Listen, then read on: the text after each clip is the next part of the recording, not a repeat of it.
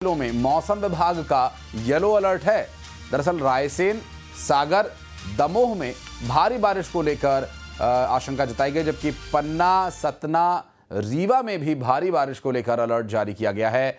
बारिश से यूं तो पहले से ही मध्य प्रदेश पूरी तरह से तरबतर है और अब एक बार फिर बारिश को लेकर 14 जिलों के लिए मौसम विभाग का पूर्वानुमान और अलर्ट निश्चित रूप से एक बड़ी चुनौती रहेगा। बहरहाल सागर, दमोह में, रायसेन में, पन्ना में, सतना में सभी जगह कमोबेश एक ही जैसी स्थिति देखने को मिलेगी। भारी बारिश की वजह से नदी नाले पहले से ही उफान पर चल रहे हैं। बड़ी चुनौती है जब लोगों के घरों में भी पानी घुस रहा है, सड़कों पर पानी बह रहा है और नदियां अपनी मर्यादा तोड़ बाहर रिहायशी इलाकों तक पहुंच गई हैं। और ऐसी परिस्थिति में 5 जिलों को लेकर बारिश का रेड अलर्ट भी है, तो साथ ही 14 जिलों में मौसम विभाग ने येलो अलर्ट जारी किया है। इस तरह से लगभग पूरे मध्य प्रदेश में भारी बारिश की आशंका बनी हुई है और इस बारिश से जो परिस्थितियां उत्पन्न होंगी उसे देखते हुए ये कहा जा सकता है कि चुनौती अभी ख़त्म नहीं हुई है और ये समस्या अभी बनी रहेगी कुछ और दिन, चूँकि जिस तरह से भारी बारिश की वजह से नदी नाले उफान पर हैं, कई जगह पर पुल और पुलिया के ऊपर से पानी बह रहा है, तो कई जगह पर भारी बारिश की स्थिति एक और चुनौती बनकर सामने आ सकती है। मौसम विभाग की तरफ से इसका पूर्वानुमान जताया गया। हमारे सहयोगी वासु चौरे इस वक्त हमारे साथ जुड़ गए, चलिए उनके पास चलते हैं, बात करेंगे उनसे।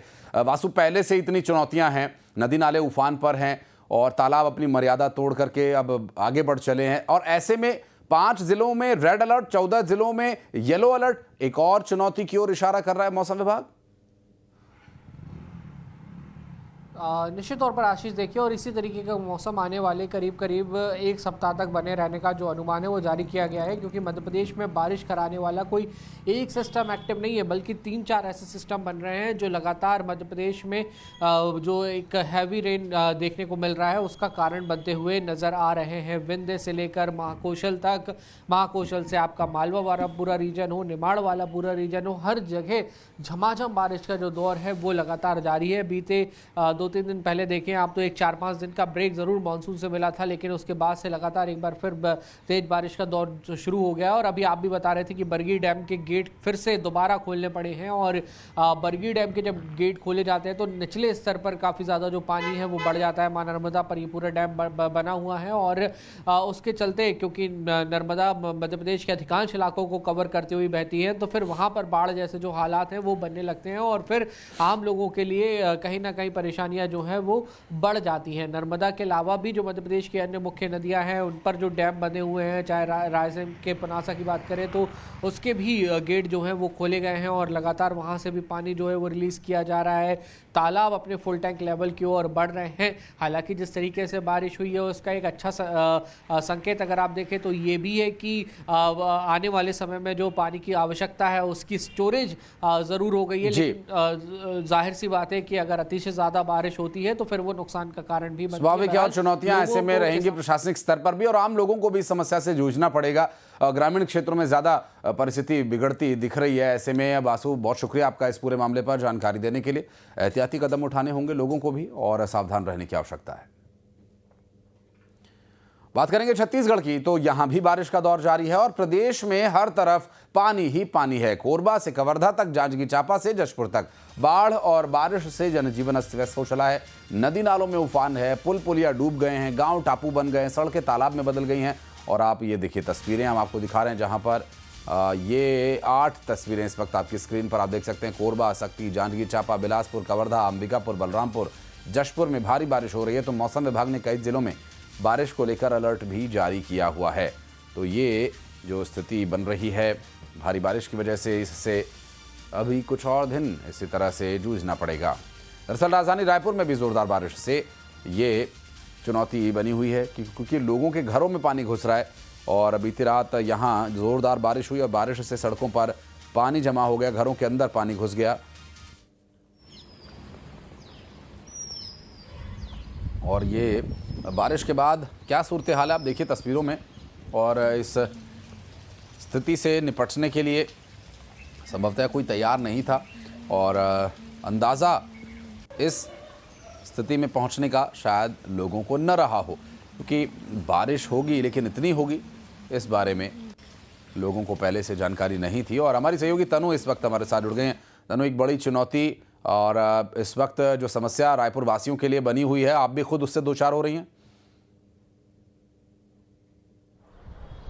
जी बिल्कुल, देखिए बीती रात से राजधानी रायपुर में लगातार बारिश हो रही है और बारिश की वजह से सड़कों पर तो जल भरा हुआ ही है, इसके साथ में ही घरों में भी जो है वो पानी घुस चुका है। इस वक्त हम मौजूद हैं राजधानी के प्रोफेसर कॉलोनी एरिया में और इस एरिया की तस्वीर आपको दिखाना चाहेंगे कि देखिए घुटनों तक यहाँ पर जो है वो पानी भरा हुआ है। एक कार नजर आ रही होगी आपको, वो कार भी पूरी डूब चुकी है। ये हालात करीब रात से ही ऐसे बने हुए हैं और जो आम लोग हैं उनको काफ़ी दिक्कतों का सामना करना पड़ रहा है। आम जनजीवन पूरी तरह से अस्त व्यस्त हो गया है।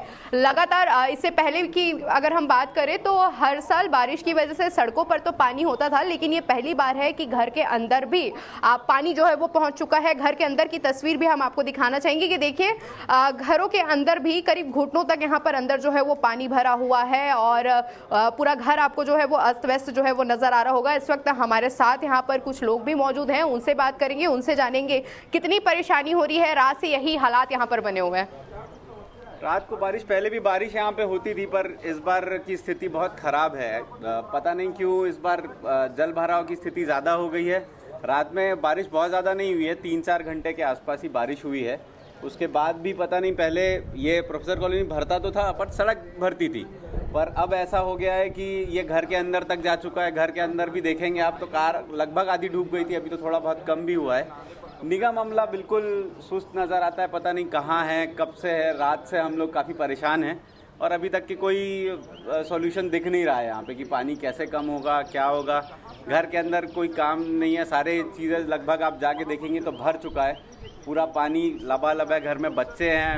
अच्छा, इसी साल ये हालात बने कि इससे पहले भी पिछले साल भी इसी तरह के हालात होते थे? क्या घरों के अंदर पानी घुसता था? नहीं, पहले घर के अंदर पानी नहीं घुसता था। ये आप जो गेट देख रहे हैं ना, ये गेट से नीचे ही होता था। पता नहीं इस साल इन लोगों ने ड्रेनेज के सिस्टम को अपग्रेड किया नहीं किया या साफ सफाई नहीं हुई, इसके कारण ये स्थिति निर्मित हो गई है। और निगम जबकि सुबह से एक्टिव दिखना चाहिए था, वो अभी तक क्या एक्टिव दिखा नहीं है। यहाँ पे क्या व्यवस्था की जा रही है इसका कोई तो जी बिल्कुल, देखिए काफ़ी परेशानी लोगों को यहाँ पर हो रही है। हमारे साथ और भी कुछ लोग हैं, उनसे हम बातचीत करने का प्रयास करेंगे, उनसे जानेंगे कि उन्हें कितनी परेशानी हो रही है, क्योंकि सुबह करीब 2 से 3 बजे से, रात के 2 या 3 बजे से ये हालात इधर बने हुए हैं और जो वाटर लेवल है आशीष, वो बिल्कुल कम होने का नाम ही नहीं ले रहा है। और ये उम्मीद है कि तनु कुछ देर में पानी उतरे तो लोगों को ये समझ आए कि उनका कितना नुकसान हुआ है, कितनी समस्या हुई है। बातचीत आप जारी रखिएगा, मैं फिर लौटूंगा आपके पास। और इस बीच इस पूरे मामले पर जानकारी देने के लिए धन्यवाद तनु।